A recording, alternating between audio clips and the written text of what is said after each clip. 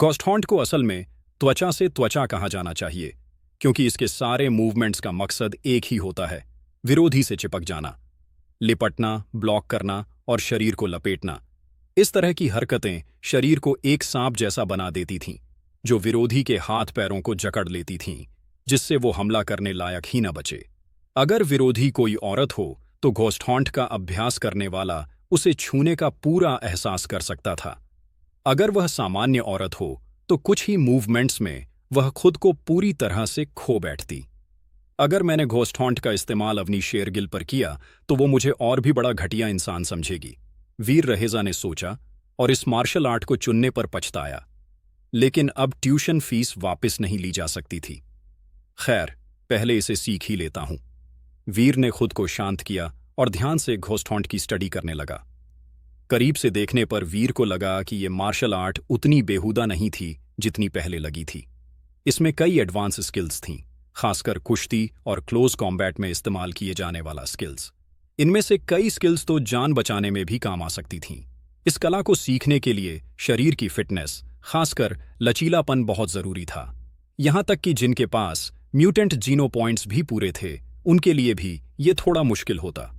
वीर रहेजा इसे पास कर पाया तो उसका कारण उसके सीक्रेट जीनो पॉइंट्स के साथ साथ जेडस्किन ट्रेनिंग थी, जिससे उसका लचीलापन बहुत बढ़ चुका था। ओल्ड डेविल की सिखाने की शैली बड़ी सीधी थी। उसके प्री रिकॉर्डेड होलोग्राम से मूवमेंट्स सीखे जा सकते थे और फिर वह तुम्हारी गलतियां सुधारता और चेतावनी देता था। वह होलोग्राफिक कॉल के जरिए संपर्क में रहता और उसका जवाब काफी विस्तार से आता था। हालांकि वह फीस ज्यादा लेता था, लेकिन सिखाने में पूरी दिलचस्पी रखता था। वीर की बॉडी पहले से ही मजबूत थी, इसलिए आधे महीने में वह घोस्टहॉन्ट की प्रैक्टिस शुरू कर सका। लेकिन केवल शुरुआत करना ही काफी नहीं था। ऐसे क्लोज कॉम्बैट मार्शल आर्ट्स सबसे खतरनाक होते हैं। अगर कोई मास्टर न हो तो असली जंग में तुरंत मारा जा सकता है। वीर रहेजा ने तय कर लिया था कि जब तक वह इसे पूरी तरह मास्टर नहीं कर लेता, तब तक वह प्लैनेट टाइटन पर किसी जीव का शिकार या किसी से लड़ाई घोस्टहॉन्ट से नहीं करेगा। अवनी शेरगिल, अगर तुम मुझे छोड़ दो तो मैं भी तुम्हें छोड़ दूंगा, लेकिन अगर तुमने मुश्किल खड़ी की तो मैं घोस्टहॉन्ट की प्रैक्टिस तुम ही पर करूंगा, वीर ने मन में सोचा। जब वह टेलीपोर्ट स्टेशन पर पहुंचा तो उसका मन नहीं था कि वह अवनी से मिले। वह चारों ओर देखता रहा, लेकिन उसे वह दिखी ही नहीं। देवाश्रम में अपने कमरे में वीर ने देखा कि वह प्राइमरी कॉपर टूथ प्राणी अब म्यूटेंट प्राणी बन चुका था। वीर ने तय किया कि वह इसे और विकसित होने देगा ताकि यह सीक्रेट ब्लड प्राणी बन सके। देवाश्रम के गेट पर ग्रैंड मास्टर का गैंग अब नहीं था। वीर को प्लैनेट टाइटन छोड़े आधा महीना हो चुका था और इस दौरान डॉलर को किसी ने नहीं देखा था। वे सब अधीर थे, इसलिए वहां से जा चुके थे। असल में ग्रैंड मास्टर को यह पहले ही समझ आ चुका था कि गेट पर निगरानी रखना बेकार है, क्योंकि उन्हें नहीं पता था कि डॉलर असल में दिखता कैसा है। तो अगर वह सामने से भी निकल जाए तो वे उसे पहचान नहीं सकते थे। वीर रहेजा देवाश्रम से निकलकर पहाड़ियों की ओर बढ़ा, एक सुनसान जगह खोजने के इरादे से, ताकि वह शिकार कर सके। जैसे ही वह घने जंगलों में दाखिल हुआ, इंसानी निशान कम होते गए। अकेले होने पर वीर ने अपनी आर्मर बुला ली और पहाड़ों के ओर अंदर चला गया। अब वह साधारण प्राणियों का शिकार नहीं करता था। वह या तो उन्हें भगा देता था या नजरअंदाज कर देता था। वह अब सिर्फ दुर्लभ प्राइमरी प्राणियों का शिकार करता था। अब वीर के पास सामान्य जीनो पॉइंट्स पूरे हो चुके थे और उसके पास 80 से ज्यादा प्राइमरी जीनो पॉइंट्स थे, इसलिए आम प्राइमरी प्राणियों की जरूरत नहीं थी। अब उसे सच में जरूरत थी म्यूटेंट और सीक्रेट ब्लड जीनो पॉइंट्स की। वीर चाहता था कि जब वह विकसित हो तो उसके चारों तरह के जीनो पॉइंट्स मैक्स हो जाएं। अगर वह केवल काले क्रिस्टल पर निर्भर रहता तो यह बहुत धीमा होता। प्राइमरी प्राणियों के लिए तो मुझे खुद शिकार भी नहीं करना पड़ेगा। जो म्यूटेंट बीस्ट सोल मुझे अवनी से मिला था, वह एक पेट था। अगर मैं उसे बुलाऊं तो शायद वह प्राइमरी प्राणियों को मार सके। वीर ने उस बीस्ट सोल को देखा जो एक काले बिल्ली के आकार में था और जिसे वह ब्लैकमेल से हासिल कर चुका था। म्यूटेंट 3-आइड कैट का बीस्ट सोल टाइप, पेट। वीर रहेजा ने 3-आइड कैट को बुलाया और उसकी हथेली जितनी छोटी एक काली बिल्ली प्रकट हुई। वह वीर के पैरों से लिपट रही थी, एक पालतू बिल्ली जैसी प्यारी आंखों और नन्हे शरीर के साथ। क्या इतनी सी चीज सच में प्राणियों को मार सकती है? वीर ने उसे उठाकर देखा। उसे यकीन नहीं हो रहा था कि यह नन्हा प्राणी इतनी ताकत रखता है। लेकिन फिर उसने सोचा, आकार जरूरी नहीं है। अगर ये म्यूटेंट बीस्ट सोल है तो ये कुछ प्राइमरी प्राणियों को तो मार ही सकता है। उसी समय पास ही एक त्रिकोण स्केल प्राणी घूम रहा था। वीर ने आदेश दिया, जा उस त्रिकोण स्केल प्राणी को मार दे। छोटे जानवर ने मीयूं किया और हिम्मत करके उस त्रिकोण स्केल प्राणी की ओर दौड़ा और जाकर उसकी पूंछ पर काट लिया। त्रिकोण स्केल प्राणी थोड़ा ठिठका और पीछे मुड़ा। फिर उसने अपनी पूंछ हवा में उठाकर उस बिल्ली को बास्केटबॉल की तरह उछालकर फेंक दिया। म्यूटेंट थ्री आइड कैट ने चीख मारी और डर कर वीर के पीछे छिप गई, कांपते हुए। उसने मुझे धोखा दिया। तभी तो उसने इसे देते वक्त पलक भी नहीं झपकाई। ये तो बिल्कुल बेकार बीस्ट सोल है। वीर ने बड़ी बड़ी आंखों से बिल्ली को देखा जो उसके पीछे छिपी थी। वीर ने कई बार ट्राई किया, लेकिन वह बिल्ली सच में किसी काम की नहीं थी। वह सबसे कमजोर प्राइमरी प्राणी कॉपर टूथ बीस्ट से भी हार जाती थी। वह बस भागती रहती और उसका कोई दम नहीं दिखता। अचानक वीर के मन में विचार आया, बीस्ट सोल का टाइप तो पेट था। वीर की जानकारी के अनुसार जो बीस्ट सोल्स अपने आप लड़ सकते हैं वे या तो फाइटर होते हैं या माउंट्स, लेकिन पेट बीस्ट सोल के बारे में उसे कोई जानकारी नहीं थी। पालतू बीस्ट सोल आखिर है क्या भला? क्या ये सिर्फ खेलने के लिए है? अवनी शेरगिल ने मुझे बुरी तरह बेवकूफ बनाया। अब मैं इसका क्या करूं? वीर रहेजा का दिल बैठ गया और उसने उस कॉपर टूथ वाले बीस्ट को मार गिराया जो उस बिल्ली का पीछा कर रहा था। जब वह बिल्ली को वापस ले जाने ही वाला था, वह कॉपर टूथ बीस्ट की लाश के इर्द गिर्द घूमने लगी और उसके मुंह से पानी टपकने लगा। जाओ, खा लो। वीर ने उत्सुकता से उस म्यूटेंट थ्री आइड कैट को देखा। सामान्य फाइटर बीस्ट सोल या सवारी बीस्ट सोल को खाने की जरूरत नहीं होती थी और जख्मी होने पर वे वैक्यूम में खुद को रिकवर कर लेते थे।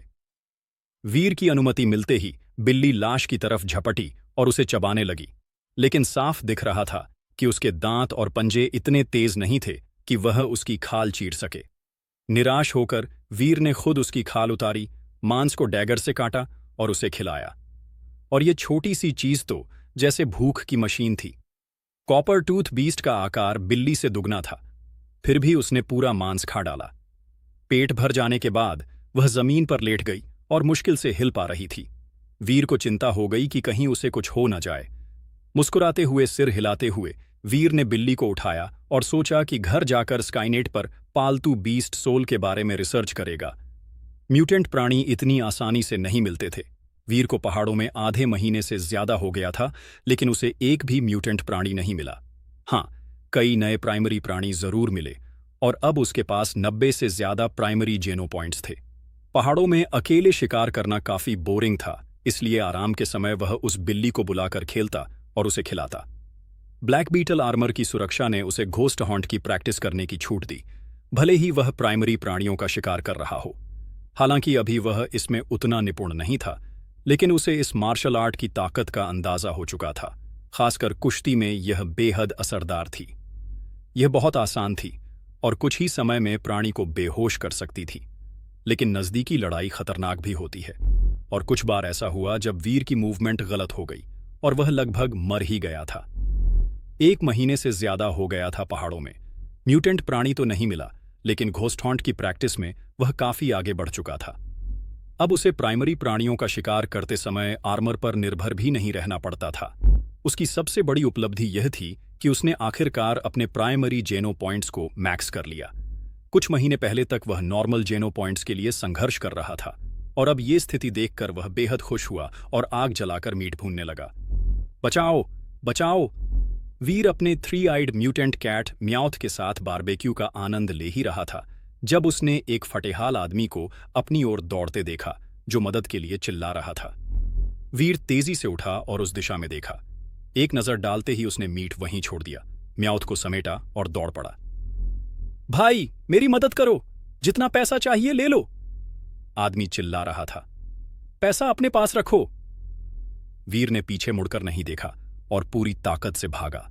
पैसा तभी काम आता है जब तुम जिंदा रहो, और उस आदमी के पीछे कम से कम 100 मॉम्मो बीस्ट्स दौड़ रहे थे। हालांकि वे सिर्फ प्राइमरी प्राणी थे, लेकिन उनका वजन कई टन होता था और उनकी खाल बेहद सख्त होती थी। अगर वे टकरा जाते या कुचल देते तो आर्मर पहनने के बावजूद अंदरूनी अंग चकनाचूर हो सकते थे। यहां तक कि अगर अवनी शेरगिल, ग्रैंडमास्टर और भीम भी वहां होते तो वे भी वहां से भाग खड़े होते। भाई, इतना तेज मत भागो, थोड़ा तो हाथ बढ़ाओ। पीछे से वह आदमी हाँफते हुए चिल्लाया, मैं भी खतरे में हूं, भगवान से दुआ करो। काफी दूर भागने के बाद वीर को सामने एक खड़ी चट्टान दिखी जिसमें हरे बेल लटक रहे थे। उसने एक बेल पकड़ी और ऊपर चढ़ने लगा। अब तक की जेनो पॉइंट्स और घोस्ट हॉन्ट की प्रैक्टिस का फायदा दिखने लगा। वीर हवा में था और थोड़ी चढ़ाई करके एक चट्टान के किनारे बने प्लेटफॉर्म पर कूद गया।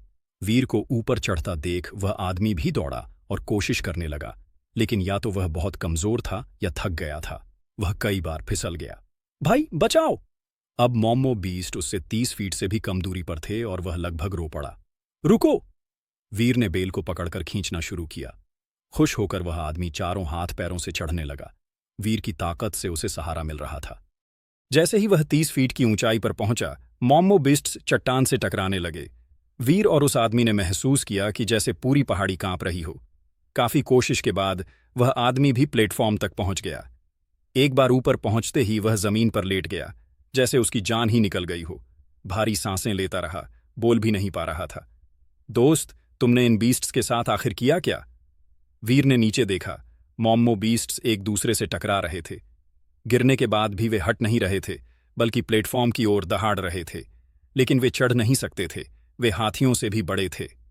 मत पूछो, किस्मत ही खराब है। आदमी अब थोड़ा शांत हुआ। उसने जेब से सिगरेट का पैकेट निकाला, एक सिगरेट जलाई और वीर को ऑफर की। तुमने मेरी जान बचाई, मैं युवराज इसे कभी नहीं भूलूंगा। शेल्टर लौटते ही मैं तुम्हारा एहसान चुकाऊंगा। कैश में ही अच्छा रहेगा। वीर ने सिगरेट की ओर देखा और समझ गया कि आदमी बहुत अमीर है। इस ब्रांड की एक सिगरेट की कीमत 10,000 से ऊपर थी। ऐसे अमीर लोगों से विनम्रता की कोई जरूरत नहीं होती।